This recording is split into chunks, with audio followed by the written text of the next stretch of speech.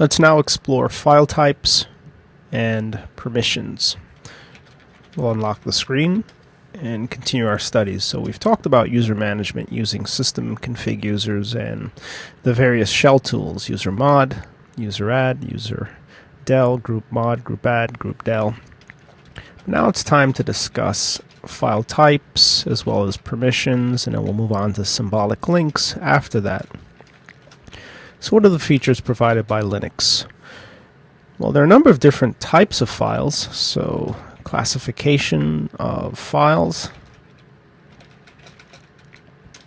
which is important because it allows processes and users or various subjects to be able to interact with different types of files on different levels, such as character devices versus block devices, for example. As well as permissions. Permissions allow us to restrict access to content. So it works in conjunction with classification on a different level with respect to data classification, but nonetheless, it's an important feature of an operating system, and certainly Linux is no stranger to this phenomenon of restricting access to content. But the permissions are arranged in a way that is unique to Unix and Linux environments and differs from Windows environments, so it's worth a study. So first, let's talk about the various classification of files. These are common ones. So tasks, and the first is classification of files. This is a brief talk, and it isn't comprehensive, but it covers many of the common types of files that you see. Now, the utility that you use to explore files is ls. Certainly you could use Nautilus in GNOME, which is the equivalent of Windows Explorer or Finder in Mac, to explore content and use the mouse to interact with various files to determine the properties. But a much faster or more expedient method is to simply use ls. So use ls with the long form to identify or expose file properties. And that will lend you some insight, some quick insight into bulk items, the properties of bulk items. Graphically, the GUI shows you folders versus files, which will visually distinguish between them. But then it doesn't distinguish, at least on the surface easily, other types of files like character devices, name pipes, block devices for storage, and so on, which is why ls is the tool that is more advantageous in most environments. Now let's take a look at a common directory. Let's drop root privilege. In fact, we'll just use this shell and keep the root window open. Let's navigate to our home directory. We're currently logged in as Linux CBT. So when we use ls, we see no indication of the various file types. We see a list of files presented in as many columns will fit in the window and as many rows. However, if we use it with the long form, all of a sudden a number of fields or columns become visible. So what we see if we take any of these items, such as 1,000,000.txt for example, are a number of bits to the left of the file name. Let's copy this block and analyze it briefly just to give you a sense for what's happening here. So when we look at this particular entry in the directory, we suppose it's a file because it's named 1,000,000.txt, and we presume whenever we see a suffix that's 3 characters that it means it's some sort of file. But that isn't necessarily true because you could make a directory named 1,000,000.txt. The way that you know it's really a file is that in the leftmost section where the permissions are organized, there are 10 bits that correspond to classification of the file and the permissions associated with that file. In Linux and Unix, all things are files, and all files are accessible to the root user and so on. So permissions have to be associated with these things called files, whether they're directories or files or special types of files like character devices, block devices, etc. The leftmost of the 10 bits, again, if we count the bits, the leading or leftmost bit is the classification bit. The 9 bits that follow cover permissions, which we'll look at shortly. This leading bit for this particular object, 1,000,000.text, contains a hyphen. And that's your first indicator. So when you see hyphen in the leading bit, it means that it is a standard file, meaning it's not a directory. So that's how you know from the dump the leading bit is a hyphen. That's how you're sure that the object is a file and not a directory. Now the shell in Red Hat Enterprise Linux is set to colorize certain objects. For example, these compressed items are represented using the color red. Standard files are represented with black. Directories are represented with blue, and so on. Scripts or executable items with green. This color scheme tends to be standard in Linux, but since you are able to alter your shell, changing the color and so on, you can't always rely upon the color scheme that's present. So it's better to rely upon the standard Linux attributes associated with files. So the leading bit, when contains a hyphen, indicates that the object is a file. Now let's take this particular directory, desktop, for example, which represents our desktop behind this window and the gedit window. This entry, let's place it between single quotes, represents a directory because the leading bit is a D. This means it's a directory.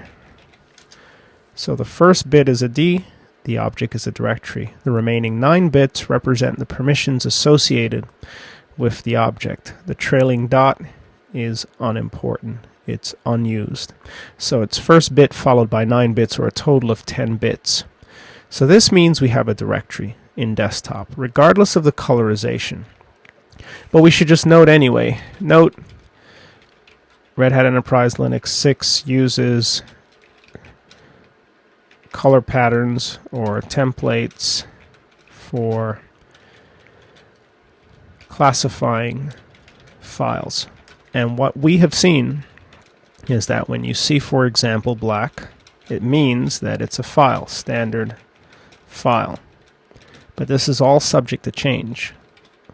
Blue, directory. Red, compressed file.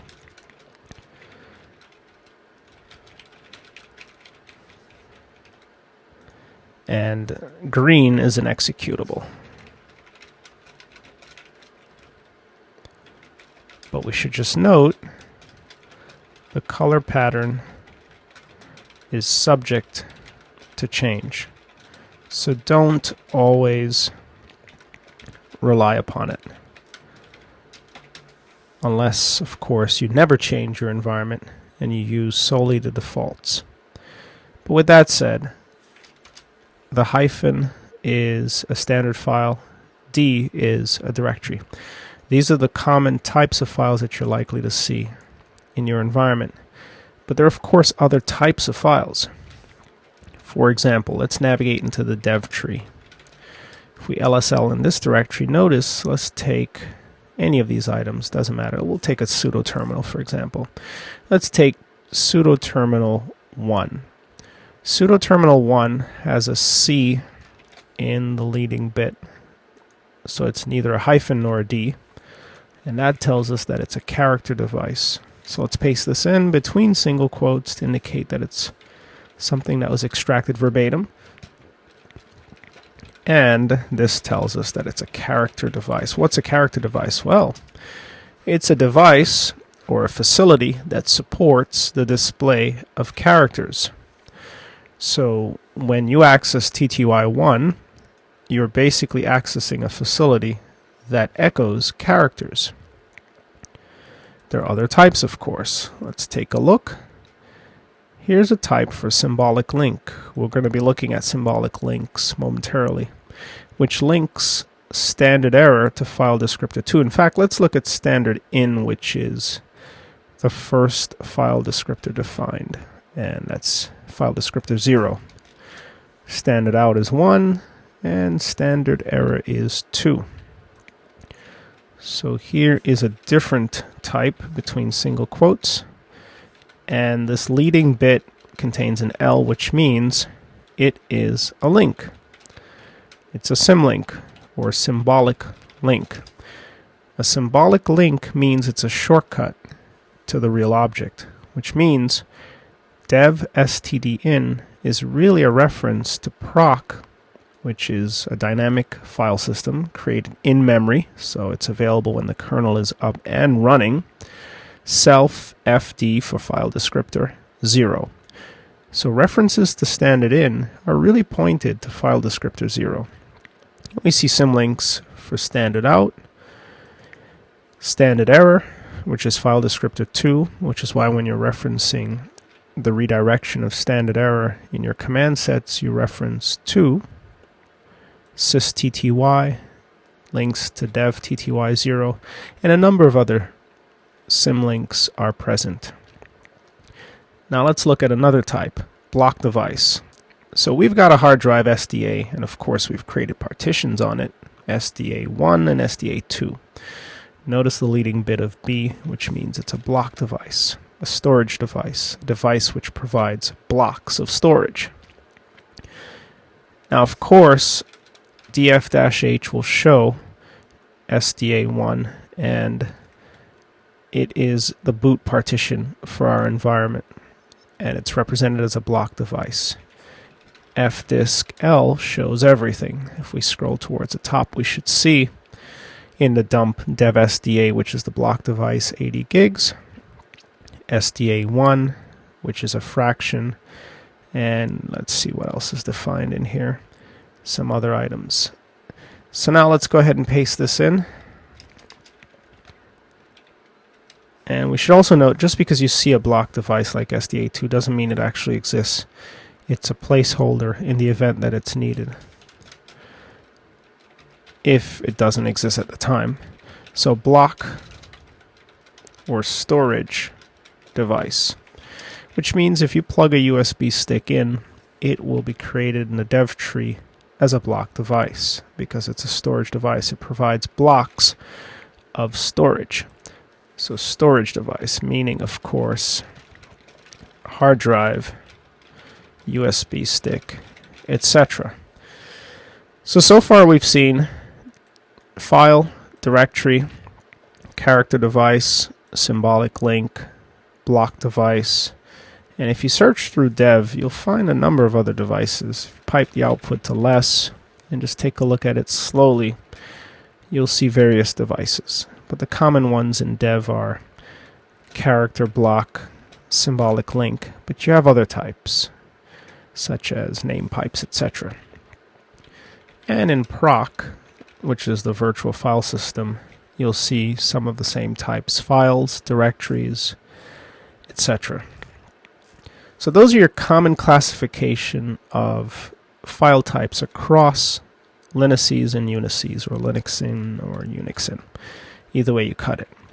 Now, how about permissions associated with these various devices? Now, as standard users, we interact largely with a subset of these classifications, which include, but not limited to always, hyphen for file, D for directory, L for symbolic link. Those are the three types that we often deal with. Of course, as a systems administrator, we'll deal with block devices, usually when we're setting up the system and sometimes when we need to provision additional storage. Now, the permissions, as we've mentioned, are represented by the 9 rightmost bits. So, represented by 9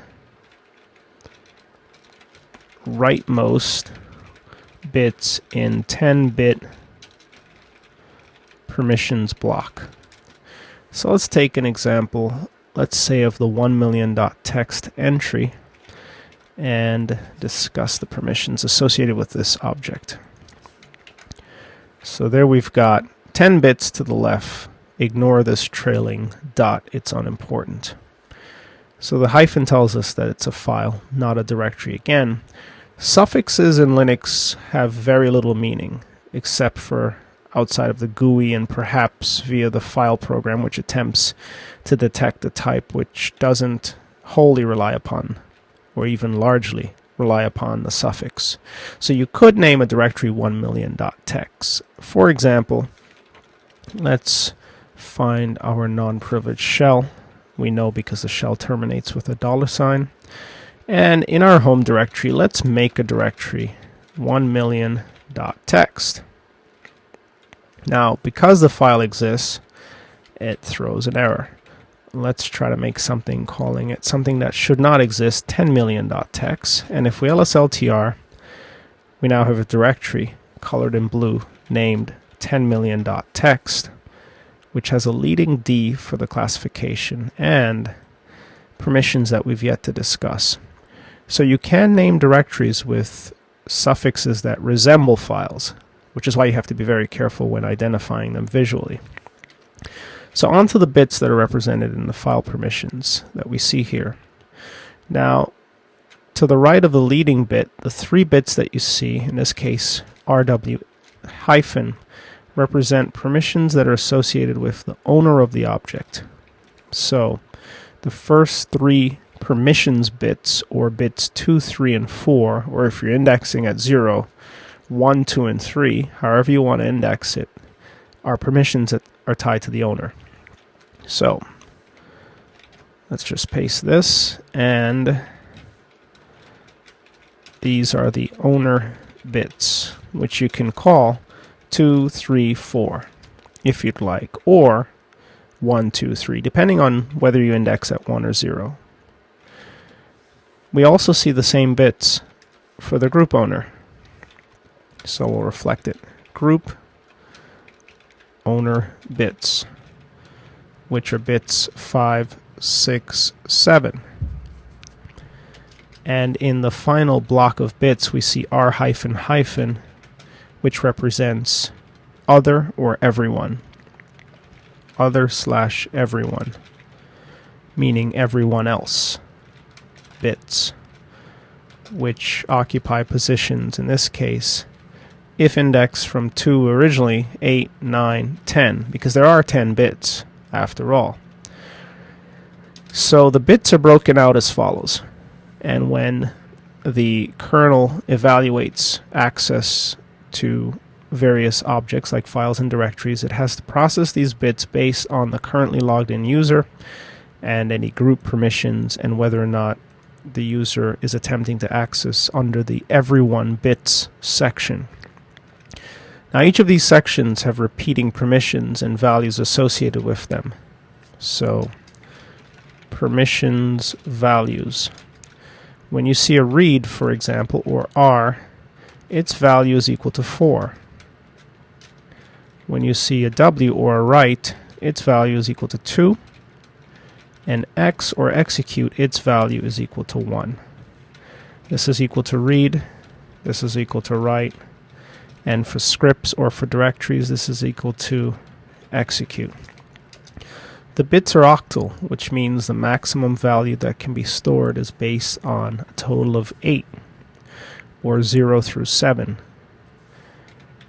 And as a consequence, when you tally this up, 4, 2, 1, and you turn on all of the bits, for example, you have a total of 7 in the event that all bits are turned on. To calculate bits, you simply sum per section, whether it's the owner or group or everyone else, the bits that are present. So R and W is simply read 4, write 2 for a total of 6. So analyzing the bits above, this is equal to 4 plus 2, which is equal to 6. Similarly, for the group owner bits, it's equal to 4 plus 2, which is equal to 6. And for the everyone or other bits group of 3 bits, it's equal to 4 plus nothing, which is equal to 4. So effectively, the permissions on 1million.txt amount to 6 for the owner, 6 for the group, and 4 for everyone else, or 664. That octal notation can be used with a tool named ChangeMod to assign permissions, or optionally, the English alphabetical representations RWX may be used. Either or may be used, and they're understood by the appropriate tool.